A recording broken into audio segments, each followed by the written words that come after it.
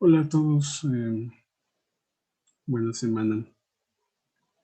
Voy a iniciar este video de la quinta semana con la segunda parte de la unidad 3, que son los temas de finanzas, sector público, sector privado y los principales problemas económicos de México. Entonces, en el primer punto vamos a ver las finanzas, ¿qué son las finanzas? Bueno, las finanzas corresponden a una área de la economía que estudia la obtención y administración del dinero y el capital, es decir, los recursos financieros que tenemos, y estudia tanto la obtención, es decir, cómo financiamos y cómo invertirlos. Básicamente es lo que estudia las finanzas. Repito, de dónde se obtiene el dinero, que es la forma de obtenerlo lo más barato posible, y la inversión, la forma más eficiente de invertirlo. Las finanzas estudian cómo los agentes económicos que ya hemos comentado, que son empresas, familias o Estado, deben tomar decisiones de inversión, de ahorro o de gasto en condiciones de incertidumbre. Y al momento de elegirlo, estos agentes pueden optar por diversos recursos financieros como el propio dinero, invertir en bonos, acciones o derivados, o comprar bienes de capital como maquinarias, edificios y otras infraestructuras. Los intermediarios financieros son los agentes dedicados a poner en contacto a las dos partes, a los que ahorran y a los que necesitan el dinero. Las áreas de estudio de las finanzas son el estudio de la rentabilidad de las inversiones, claro, entre otras áreas, pero las principales son las que les estoy comentando: cómo manejar adecuadamente el endeudamiento en la forma más barata posible, mantener bajo control las variaciones del valor del dinero en el tiempo y la determinación de los precios de los activos tangibles e intangibles. Los tipos de finanzas también se pueden dividir en general en 4 grupos, que son las finanzas corporativas de las grandes empresas que cotizan en bolsa, cuya eh, característica es precisamente que tienen acceso a mercados financieros nacionales e internacionales. Las finanzas personales, que como su nombre lo indica, pues es como trabajar de igual manera nuestros ahorros e inversiones para las familias o las personas individuales. Las finanzas públicas, que son las finanzas del Estado, y es de igual manera la forma de hacerse llegar de recursos y gastarlos. Y las finanzas internacionales, que tienen que ver con los flujos internacionales del dinero, cómo utilizarlos en forma óptima y también, insisto, de la forma más barata. El origen de las finanzas se encuentra alrededor del siglo XV con el capitalismo, y bueno, su historia ha ido evolucionando hasta llegar a nuestros días con nuevos intermediarios financieros distintos a los bancos, también nuevos productos y una multitud de productos financieros para muchos clientes que existen hoy por hoy para estas instituciones. Entonces, han tenido una evolución constante las finanzas, más fuerte en el siglo XX y, por supuesto, en este siglo XXI, sobre todo en la parte de los derivados. ¿Qué relación hay entre las finanzas y la economía? Bueno, el vínculo que existe entre la economía y las finanzas trata más de una situación prácticamente unilateral, porque a pesar de que las finanzas se utilizarían para administrar los recursos en forma eficiente, que son escasos en la economía, en el día a día es la economía la que tiene un impacto fuerte en las finanzas del gobierno, de las empresas y de las personas. Sin embargo, hay una línea realmente muy delgada entre ambos, entre economía y finanzas.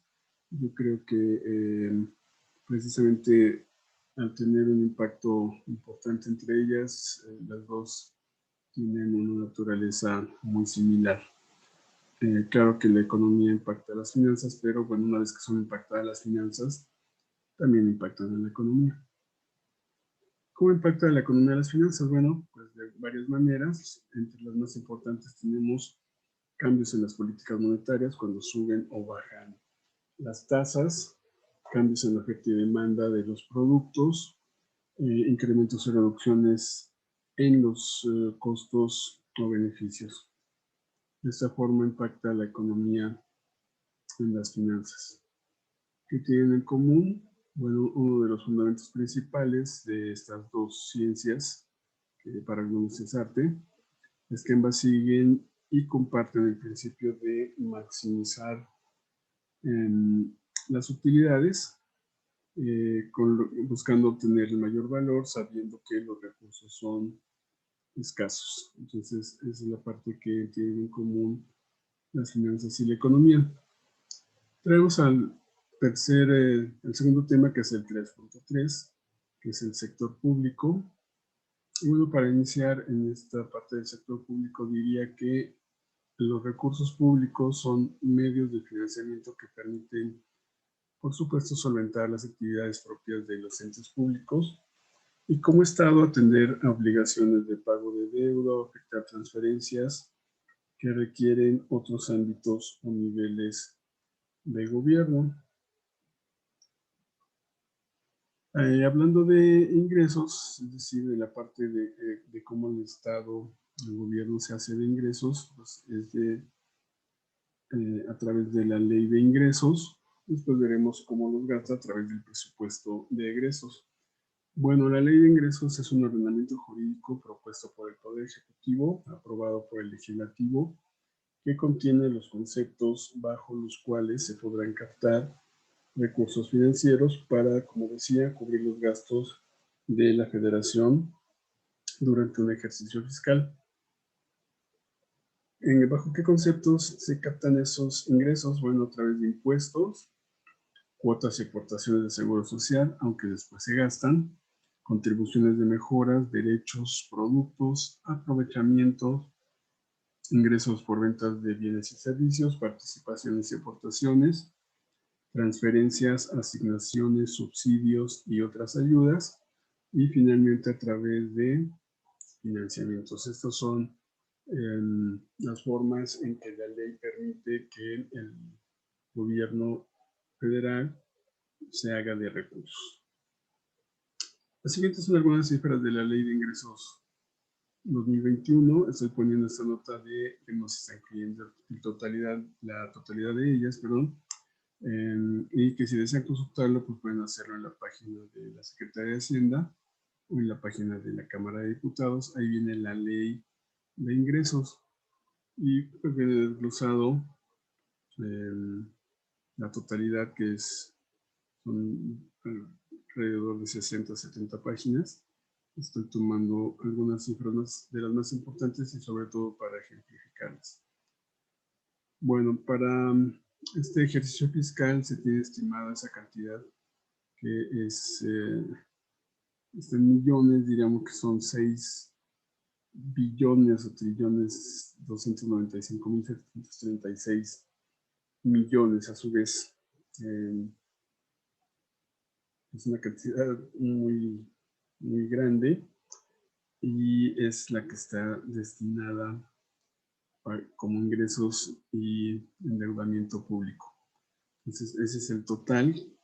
Y la mayor parte, bueno, como ven, es a través de impuestos, prácticamente la mitad, y sobre todo el impuesto sobre la renta y el IVA y otros impuestos que están ahí desglosados.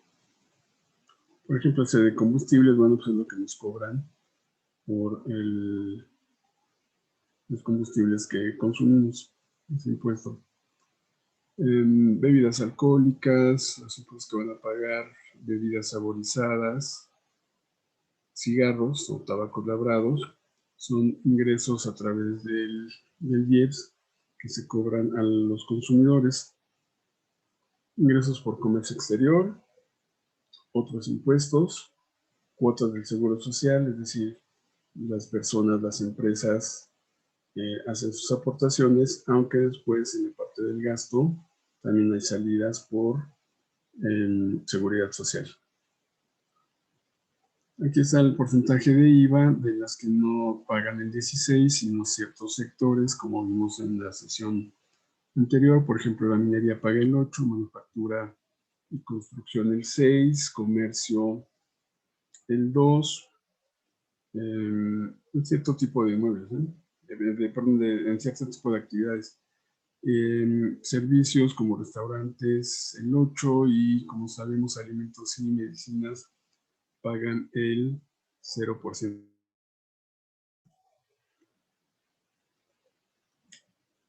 Y bueno, este dato es interesante. Del IEPS, ¿cuánto se paga? Por ejemplo, para alimentos no básicos de alta densidad calórica, el 1, de otro tipo de alimentos no básicos como chocolates y galletas, pastelillos, pero cuando el contribuyente fabrica el 3, entonces prácticamente es el 4 entre los que distribuyen y los que fabrican. Bebidas alcohólicas el 10 y el 21 entre comercializador y fabricante. Entonces ahí hay 41%. Bebidas saborizadas el 4 cuando es fabricante. Cerveza el 10 cuando es fabricante. Plaguicidas el 1. Cigarros el 23 cuando es fabricante. Y tabacos en general, bueno, el anterior es hechos a mano, y cuando es fabricante el 120%. Esto quiere decir que más de la mitad del precio de los cigarros es impuesto. Muy bien, en cuanto al gasto, ¿qué fines persigue el gasto público? Bueno, el gasto público es utilizado para dotar de servicios básicos a la sociedad y persigue los siguientes fines: la prestación de servicios públicos de carácter judicial, administrativo, seguridad, salud, etcétera; aumentar el grado de desarrollo o crecimiento económico; contribuir a un reparto equitativo de la renta y la riqueza en el país, es lo que debería de hacerse; mantener estable el nivel general de precios y conseguir una situación de pleno empleo. Esto es lo que buscaría el gasto público, no solo en México, sino en cualquier país. ¿De qué manera influye el gasto público en la economía? Bueno, pues el gasto público permite dar respuesta a la necesidad de la sociedad e influye en diferentes aspectos de la economía, en unos en forma positiva, en otros negativa, e influye en los factores que son el empleo, el ahorro, la inversión y la inflación. Como vimos la ley de ingresos, todo ese dinero debe de gastarse, entonces ese dinero regresa a la economía y debe de lograr, o sea, buscan lograr efectos positivos, aunque, como se comenta aquí, algunas veces son negativos. Esto nos lleva al presupuesto de egresos, que es un documento de política pública que elabora el Ejecutivo Federal a través de la Secretaría de Hacienda. Y ahí se describe la cantidad, cómo se distribuye el destino de los recursos en todos los poderes, organismos autónomos, transferencias a gobiernos estatales y municipales y a otros organismos de la Federación del Estado. El presupuesto presenta de manera ordenada y sistemática la información sobre el gasto público, y esos recursos se pueden ordenar de varias maneras, pero digamos una forma de entenderlo y aplicarlo mucho más sencilla es ver cuál es el gasto no programable y el programable. El no programable se destina al cumplimiento de obligaciones y apoyos como la deuda pública y las participaciones en entidades federativas. Y el programable se refiere al que soporta la operación de las instituciones de gobierno, como construir carreteras, educación, las relaciones con otros países. En pocas palabras, las secretarías y las instituciones del gobierno federal en su gasto operacional. Y el no programable pues está, como ya comenté, pagos de deuda y participaciones en entidades. Entonces, en el programable, pues digamos que su característica es que se tiene siempre que llevar a cabo, y el no programable, aunque en teoría y de acuerdo con la ley se tiene que llevar a cabo, pues si no alcanza por alguna razón los recursos, se deja pendiente el no programable y se aplica el programable. De igual manera, las siguientes son algunas cifras del presupuesto de egresos. No incluyo todo, y si quieren, pues pueden consultarlo igual en Hacienda, en la Cámara de Diputados, a través del presupuesto de egresos.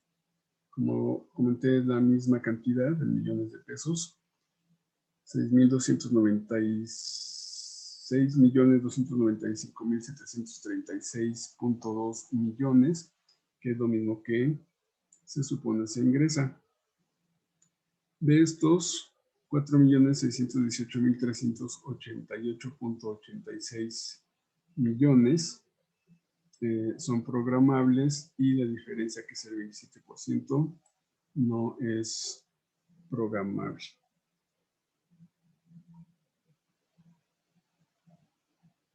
Aquí están algunos extractos del presupuesto, cuánto se asigna, por ejemplo, al legislativo, 14.000 millones. Esto se pone ya en pesos porque pues se supone que se es muy estricto en que se gaste exactamente la cantidad que se está presupuestando, no así como vimos en el presupuesto, porque ahí son más bien ingresos, pero en teoría el gasto es más controlable, entonces se va al detalle de pesos.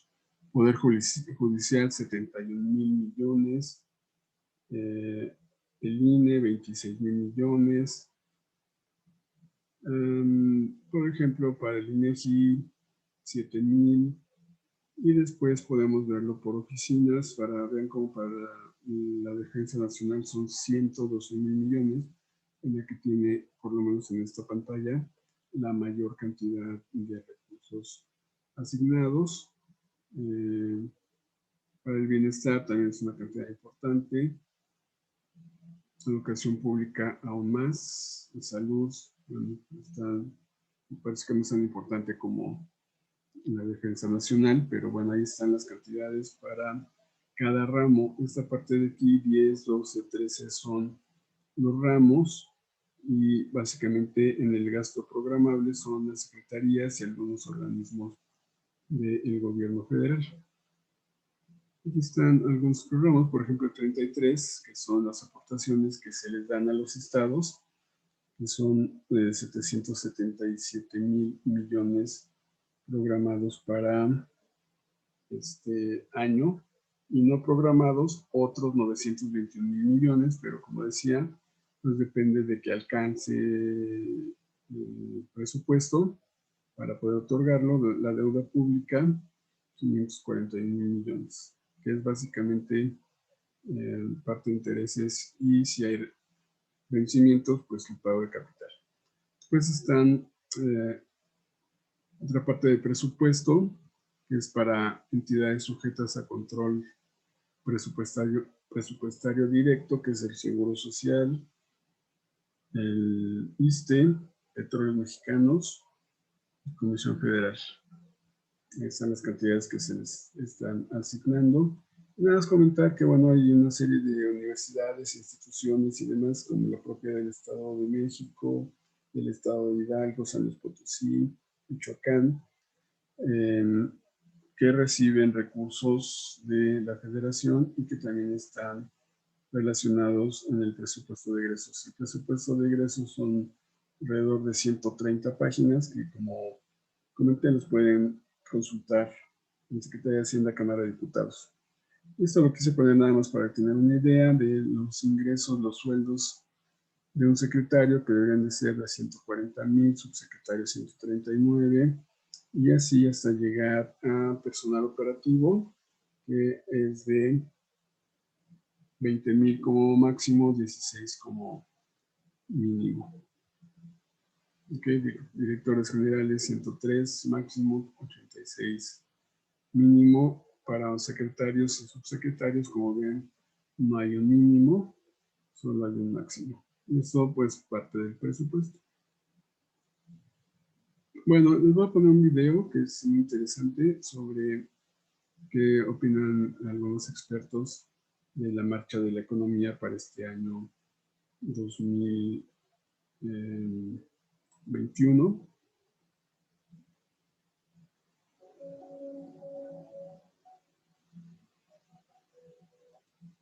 Solo déjenme compartir el sonido, perdón. Las naciones enfrentan uno de los años más retadores en la historia y su economía pende de un hilo de cara al comienzo de 2021. México no es la excepción.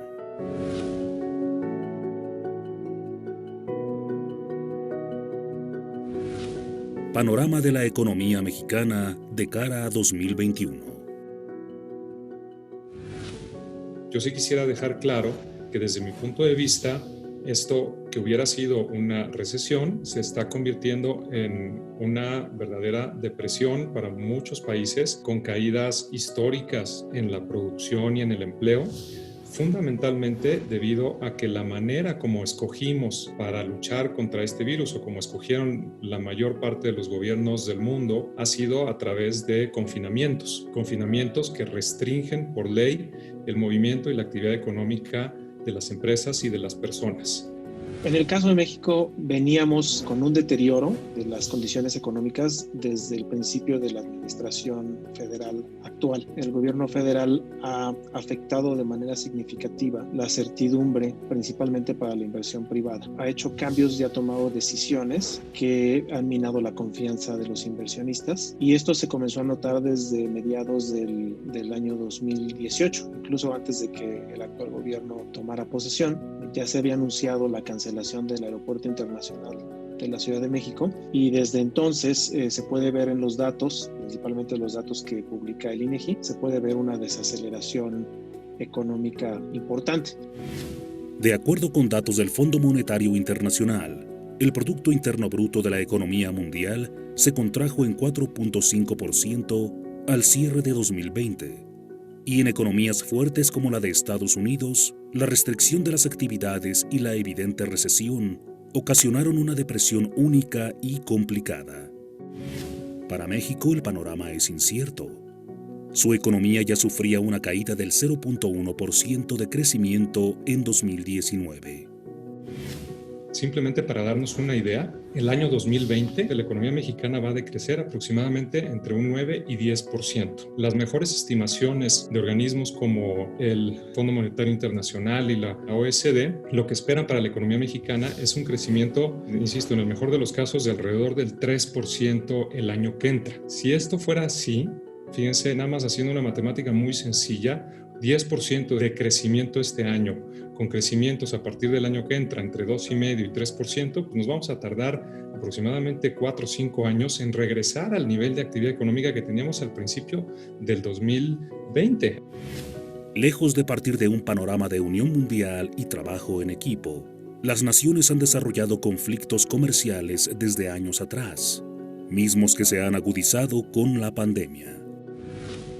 La administración de Donald Trump ha estado marcada, entre otras cosas, por supuesto, por las guerras comerciales, ¿no? Fue evidente que desde el año 2016 el gobierno de Estados Unidos inició una serie de represalias comerciales, primero con sus más cercanos socios, que son Canadá y México. Precisamente habría que recordar ahí el episodio de la industria del acero, y también, sobre todo, con China. Creo que el comercio internacional se deterioró de manera muy importante desde ese entonces. Ya venía registrándose una desaceleración de la globalización desde la gran recesión del 2008-2009, y a partir del 2016, con las guerras comerciales encabezadas por Estados Unidos y China, pues se hizo más evidente una tendencia a la desglobalización mundial. El nuevo Tratado de Libre Comercio TEMEC, firmado en 2019 entre México, Estados Unidos y Canadá, no es del todo positivo. Algunos afirman que la mejor parte parece haberla sacado el gobierno de Estados Unidos al proteger sus intereses y su soberanía por encima de los tratados comerciales establecidos y efectuados desde 1994. Se logró firmar un nuevo tratado de libre comercio que, si bien en términos generales me parece a mí no es tan bueno como el que teníamos antes, aunque tiene algunos aspectos positivos, algunos aspectos en los que se modernizó, en general el tratado no es tan bueno como el que teníamos antes, pero al final del día es un tratado. Y es un tratado donde, en principio, las reglas están más o menos claras y ya no tendrán por qué cambiar en los siguientes años. Entonces, ese elemento de incertidumbre de alguna manera ya no lo tenemos. Entonces, pues es importante que lo sigamos aprovechando y que sigamos volteando a ver a Estados Unidos como una fuente importante, un destino importante para nuestras exportaciones. El impacto económico es distinto para cada nación, y países como Estados Unidos prevén levantarse de esta caída en un solo año. Pero los países en desarrollo e inestables como México tienen un panorama más complicado. Urge arrancar planes de acción claros que nos permitan caminar juntos hacia la misma dirección. Los profesores del IPADE mencionan 4 puntos clave para reactivar la economía en México y salir adelante. El primer punto para reactivar la economía mexicana es generar confianza a los inversionistas. El principal mecanismo para reactivar la economía nacional, desde mi punto de vista, es reforzar la certidumbre en la inversión, revertir el daño que se le ha hecho a las expectativas y a la certidumbre de la inversión privada en México. El segundo punto se relaciona con la inteligencia y concentración de esfuerzos en el desarrollo de la población mexicana y su educación. Algunas de las acciones que las empresas pueden llevar a cabo para contribuir a la estrategia de crecimiento son fortalecer la vinculación con las instituciones de educación, tanto superior como técnica, para garantizar que los programas de estudio formen el capital humano que las empresas requieren actualmente y van a demandar en el futuro. Trabajar de manera más estrecha también con los centros de investigación en la innovación y en el desarrollo de tecnología que sea aplicable a los procesos de producción. El tercer punto es clave: las relaciones comerciales de México. En términos estrictamente económicos, nuestra mayor relación comercial y en general económica claramente es con Estados Unidos. Entonces, lo que pueda suceder en China, lo que pueda suceder en Europa es interesante, va a tener un impacto, pero va a ser un impacto más bien indirecto. El impacto más directo va a ser lo que suceda en Estados Unidos, fundamentalmente por 3 razones. Estados Unidos es, en primer lugar, el principal comprador de nuestros productos. El principal país al que le exportamos es a Estados Unidos. Por otro lado, el otro lado de la moneda, Estados Unidos es el principal país del que importamos nosotros mercancías. Segundo lugar, es el principal fuente de inversión extranjera directa en México. Y como decíamos, el fomentar la inversión es fundamental, y esa inversión, una buena parte será inversión nacional, pero también una parte importante será inversión extranjera, y la mayor parte de ella muy probablemente venga de Estados Unidos. Entonces es importante ver lo que pasa allá. Y en tercer lugar, también tenemos todo el tema de las remesas. Mucho del consumo de los hogares en México se ha mantenido en los últimos meses porque las remesas que recibimos o que reciben estas familias de sus familiares en Estados Unidos están en niveles máximos históricos. Por último, el optimismo. Ningún líder puede permitirse ser pesimista y bajar los brazos. A mí lo que me gustaría es invitar a todas las personas que nos vean y que nos escuchan, pues en primer lugar a no perder el optimismo. Creo que no podemos dejarnos llevar por el miedo. Es muy fácil. Estos meses han sido extremadamente complejos, es muy fácil dejarnos llevar por el pesimismo, dejarnos llevar por esta visión de un mundo con cada vez menos oportunidades, cada vez más complejo, cada vez más difícil. Y sin embargo, es muy importante enfocarnos en lo positivo, enfocarnos en cómo hemos descubierto nuevas maneras de hacer cosas, cómo podemos lograr tener mayor comunicación y mayor interacción con otras personas, cómo podemos ser mucho más productivos a través del uso de herramientas tecnológicas, y que la historia de la humanidad ha sido en general de crecimiento, ha sido en general de progreso, ha sido en general de encontrar mejores maneras de vivir. Entonces creo que mantener este optimismo es muy importante. La relación entre naciones permitirá a todos trabajar hacia adelante por los mismos objetivos. Es indispensable que México tenga una voz activa en la toma de decisiones mundial y logre sacar una ventaja competitiva de los modelos de operación que se forman ahora. Lo que se construye en estos momentos de crisis son los cimientos de lo que ocurrirá en el futuro. Podemos y debemos salir adelante.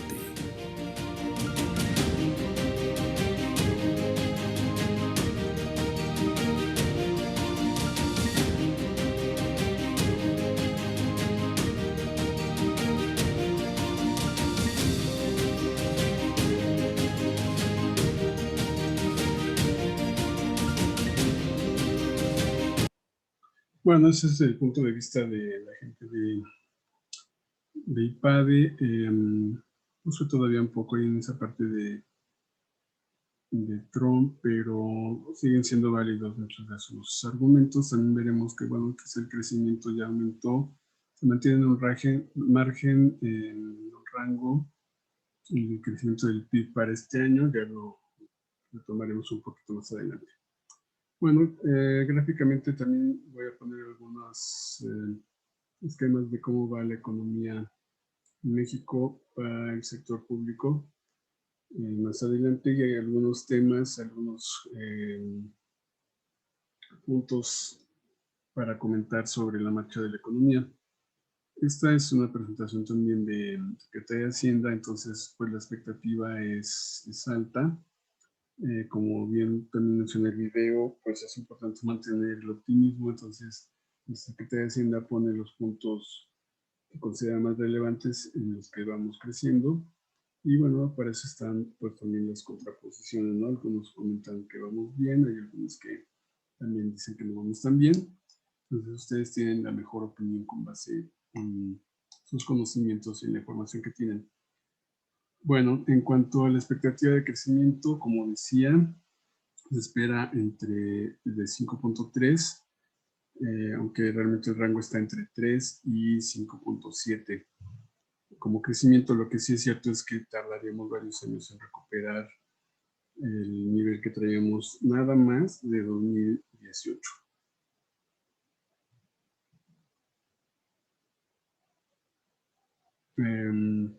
Y bueno, pues también, como comenté en las notas del curso que tienen ahí en PDF, que son muy similares a esta, podrán observar varios datos de la marcha de la economía, de acuerdo con las Secretaría de Hacienda, como comentaba.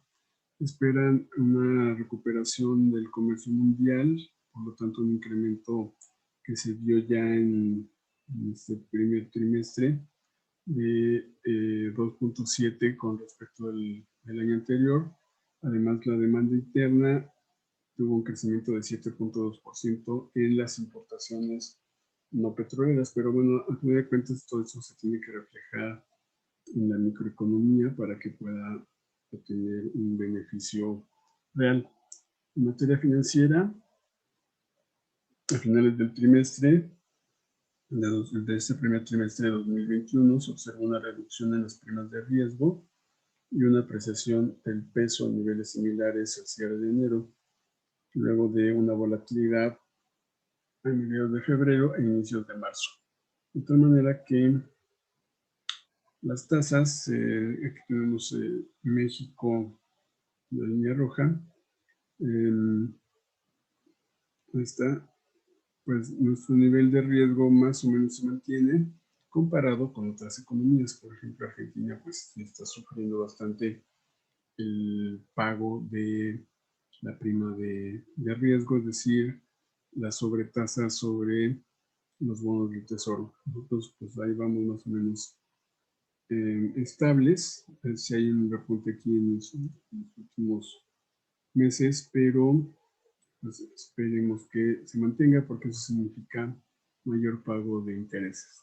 El sistema bancario sigue estable con un índice de capitalización alto, con una tasa de morosidad relativamente baja. Esperemos que también se mantenga de esa manera para que no haya efectos negativos en el sistema financiero.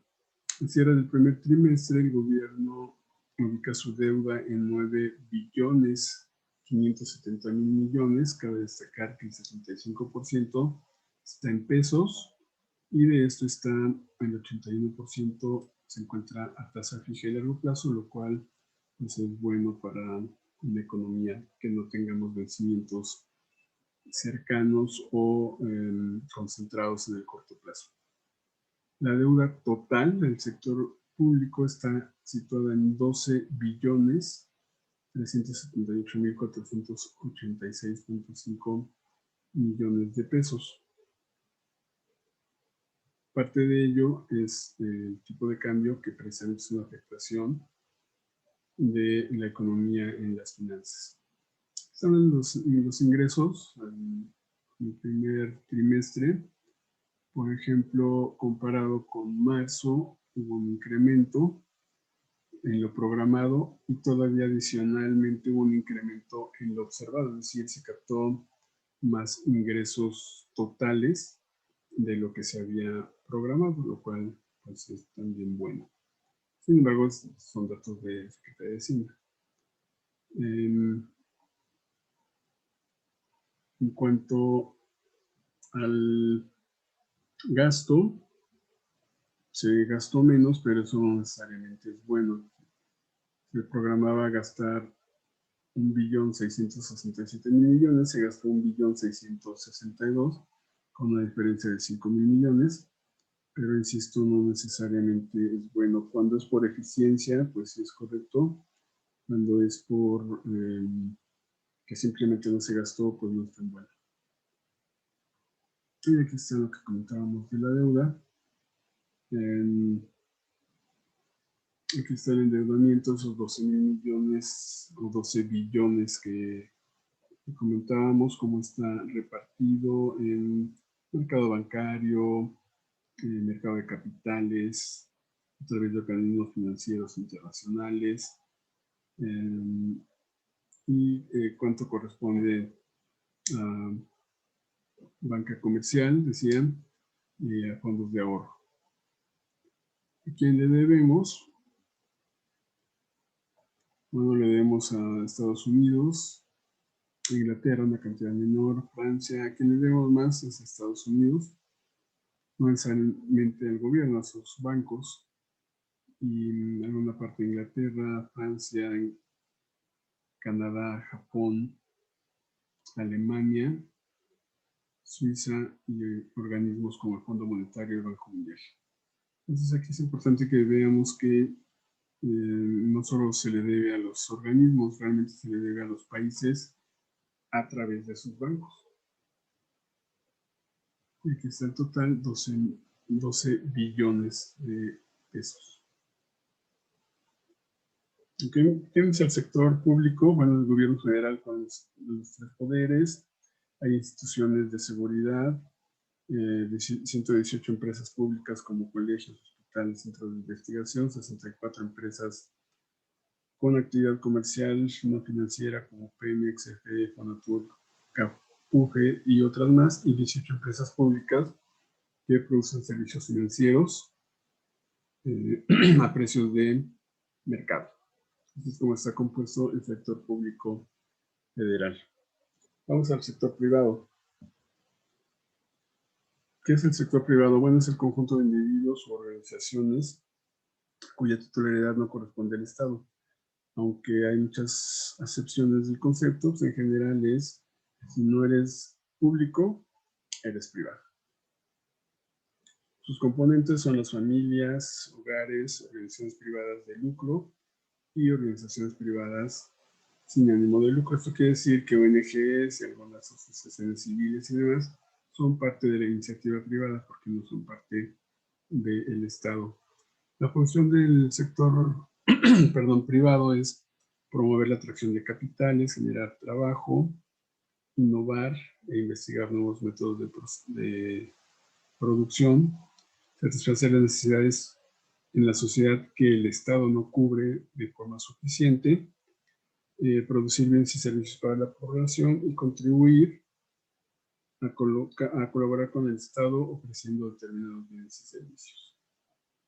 ¿Quién lo financia al sector privado? Bueno, pues desde los socios hasta los bancos, y también en algunas ocasiones pueden ser financiados por el sector público a través de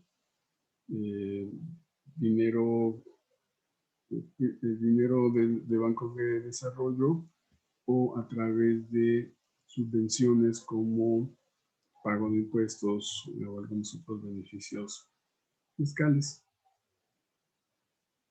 Vamos a ver algunos datos macroeconómicos relacionados con el sector privado. Por ejemplo, el indicador global de la actividad económica, que es la medición mensual aproximada del Producto Interno Bruto, debido a que incorpora información preliminar y parcial de las actividades que integran el PIB. Es un indicador de la tendencia de la economía mexicana en el corto plazo. Bueno, desafortunadamente vemos que está negativo y que disminuyó 4.03% real a febrero. Entonces, por eso se contrapone con algunos datos que comentaba de la Secretaría de Hacienda.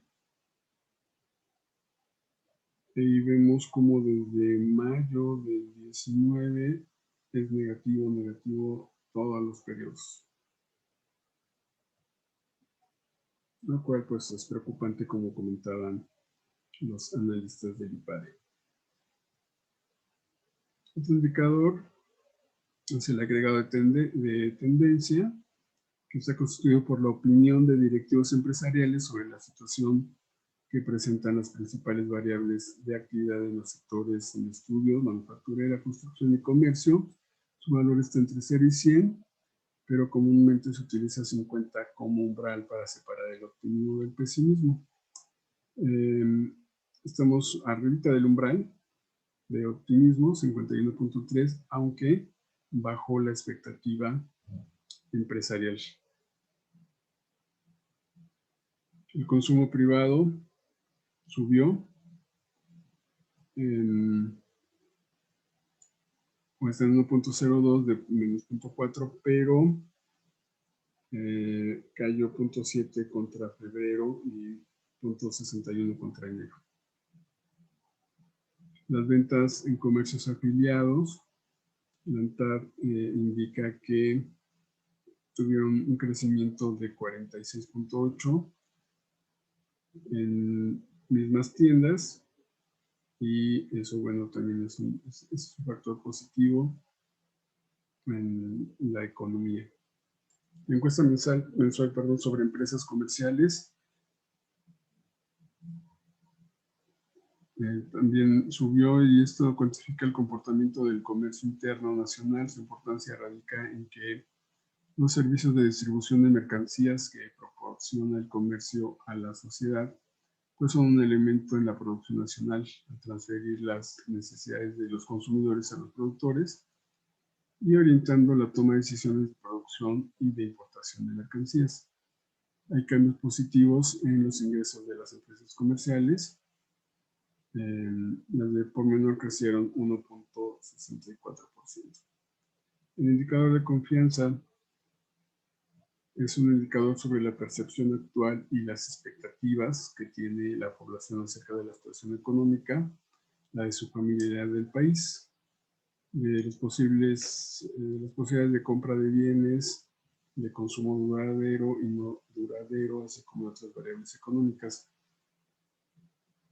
Avanza la confianza del consumidor en este caso, pero con menor dinamismo, y solo sube 1.56 en abril, mientras que en marzo había subido 2.05. Esto quiere decir que, de otra manera, bajó un poco la confianza del consumidor.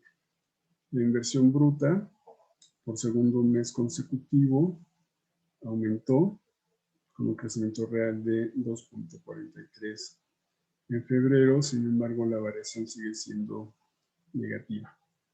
Trabajadores del IMSS, también hubo un aumento de 0.32 al cierre de abril. La inflación, bueno, pues creció, estamos en 6.08, donde el objetivo es 3.0. Entonces tendremos que ver cómo se comporta la inflación y las medidas que se tomarán para lograr el objetivo. Me parece no lo vamos a poder lograr. Ya andamos en 2.70 y algo a abril, de enero a abril. Entonces tendría que haber deflaciones importantes para que lográramos el objetivo. Yo pienso que van a tener que ajustarlo. Y la bolsa, bueno, pues ha tenido un buen crecimiento en estos primeros días de mayo, y acumula una ganancia de 11.76 en lo que va del año, que es una buena ganancia.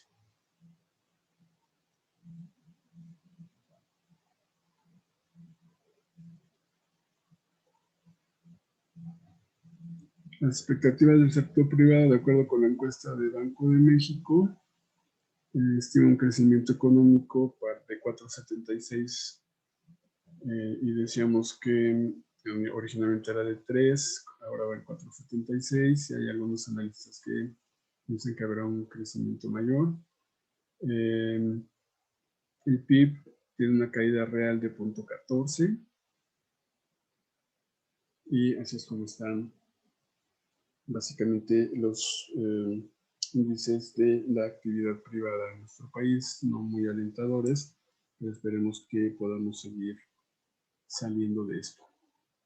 Por último, los principales problemas económicos de México, de acuerdo con encuestas realizadas a varios economistas, por ejemplo, de B+, de Banco Base, de BBVA y algunos otros bancos que se hacen la encuesta. Estos son los desafíos que tendríamos para el 2021. Primero, los analistas coinciden en que la vacuna contra el coronavirus es el principal desafío que México tendrá que enfrentar en este año. Otro reto es que tiene que contenerse la propagación para que se pueda reactivar más rápido la economía. Y tercero, alcanzar un equilibrio entre la estabilidad fiscal y el apoyo a los hogares y negocios más afectados por la pandemia. Por ejemplo, orientando el gasto hacia proyectos realmente rentables y dándole un rol más activo a la banca de desarrollo, que me parece que no está sucediendo. Que se genere una mayor cautela, es el cuarto punto, es un riesgo. Esto, lo cual se traduce en menores ingresos y una recuperación del mercado laboral más débil, con ingresos bajos, aumento en la informalidad, y esto provoque que no haya tantos ingresos para que se recupere el consumo.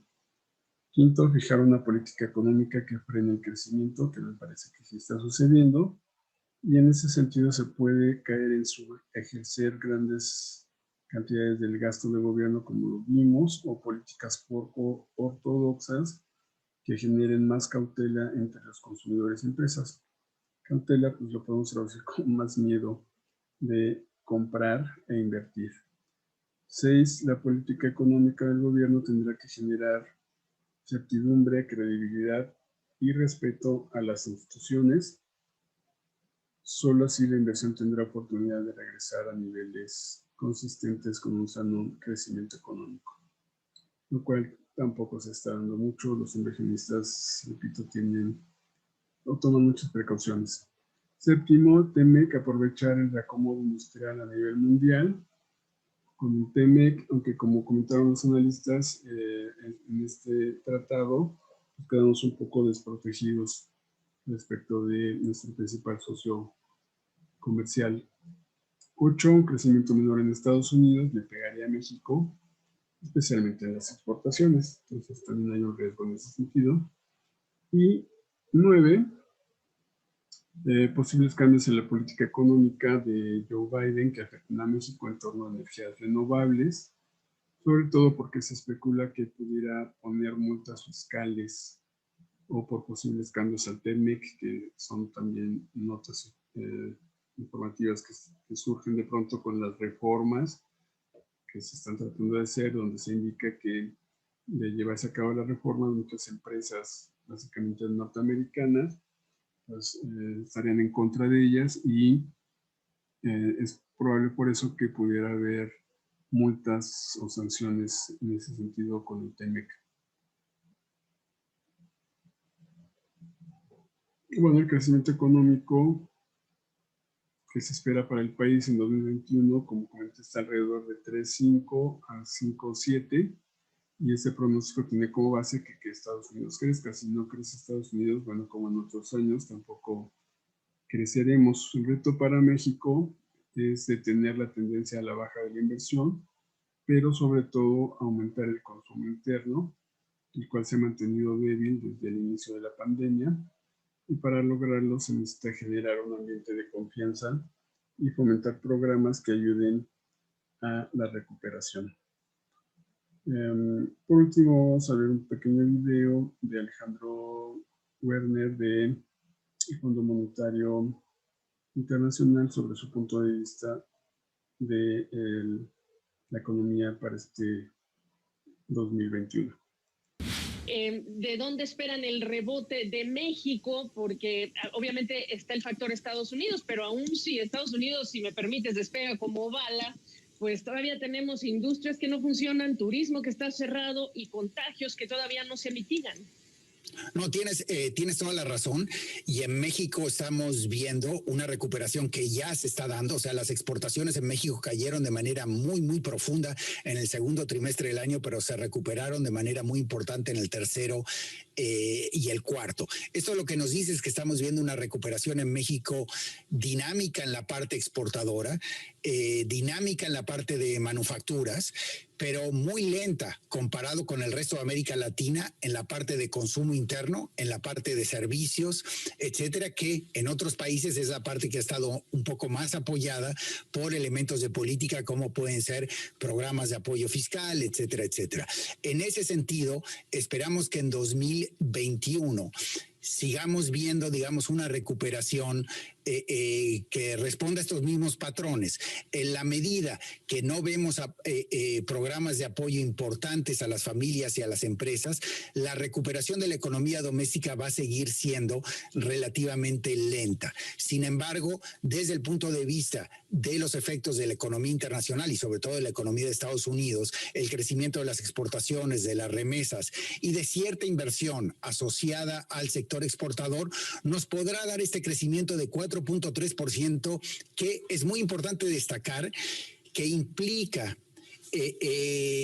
un crecimiento que no es tan dinámico. ¿Por qué? Porque venimos de una caída de 8,5 y además parte de este crecimiento es un poco el impulso que nos va a dar el buen cierre del 2020. Entonces, lo que esto nos está diciendo es que tenemos una circunstancia en la cual la economía mexicana va a estar significativamente por debajo al final del 2021 de los niveles que tenía en 2019, y que de seguir, digamos, este ritmo de recuperación, probablemente no recupere los niveles de ingreso per cápita del 2019 hasta el 2025-2026. Entonces, claramente es una recuperación lenta y sí una recuperación muy desigual, muy focalizada en el sector exportador, en las manufacturas, en el sector formal, y por lo tanto los trabajadores de mayores ingresos.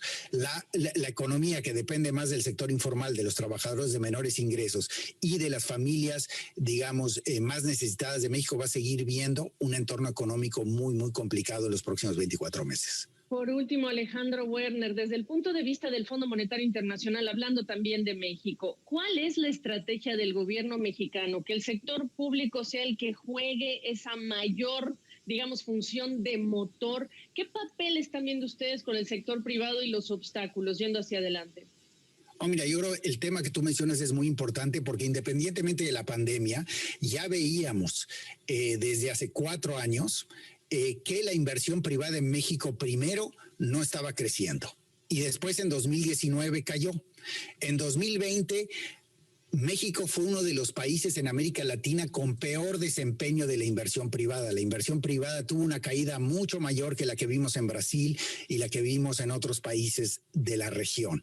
Eso nos muestra que además de la pandemia, claramente hay un factor de incertidumbre que gravita sobre la economía mexicana.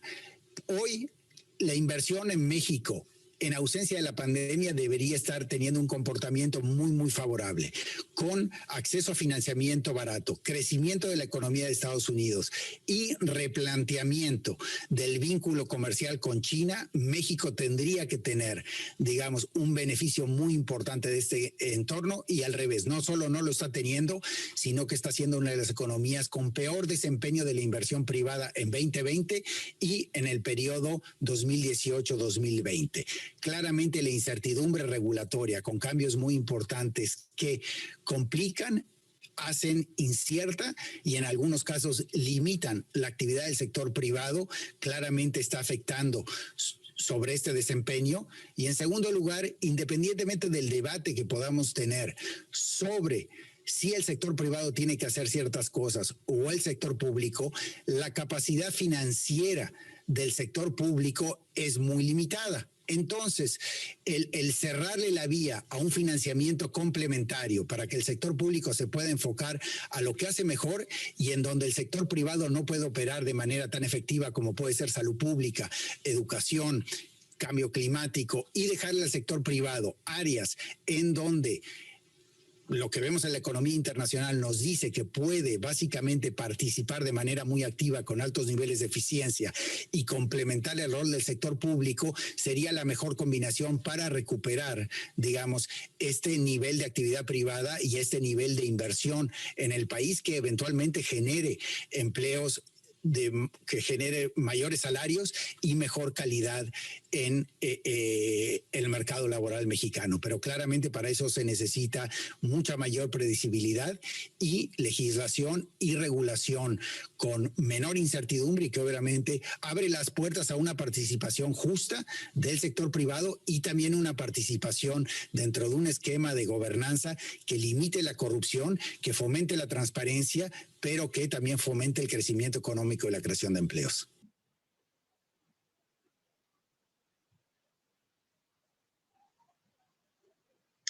Muy bien, pues ¿De dónde? espero, es muy claro en este análisis.